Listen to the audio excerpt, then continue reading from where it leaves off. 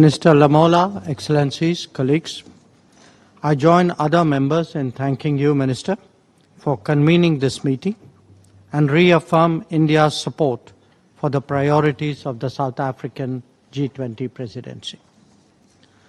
Colleagues, our focus today is on the correlation between international peace and global development.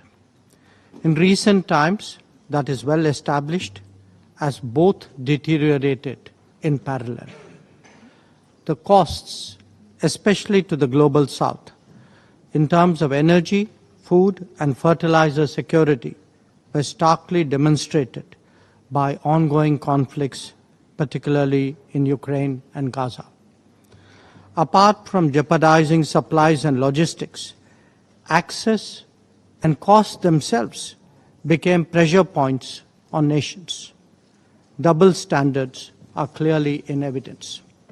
Excellencies, peace can certainly enable development, but by threatening development, we cannot facilitate peace. Making energy and other essentials more uncertain in an economically fragile situation helps no one. Therefore, the way out is to move the needle towards dialogue and diplomacy, not in the opposite direction towards further complications. In any conflict situation, there will be a few who have the ability to engage both sides. Such countries can be utilized by the international community, both to achieve peace and to maintain it thereafter. So even as we attempt to address complex threats to peace, the value of encouraging a buy-in from those supportive of such goals should be appreciated.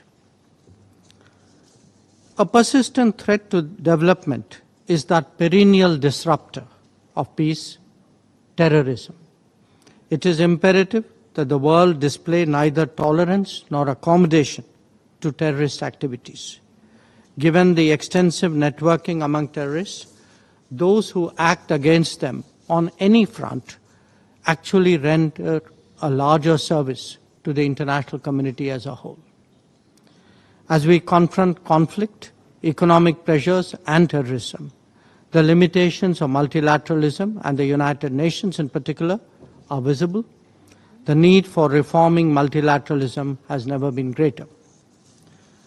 Colleagues, the international situation is today both politically and economically volatile. We, as members of G20, have a particular responsibility to strengthen its stability and give it a more positive direction.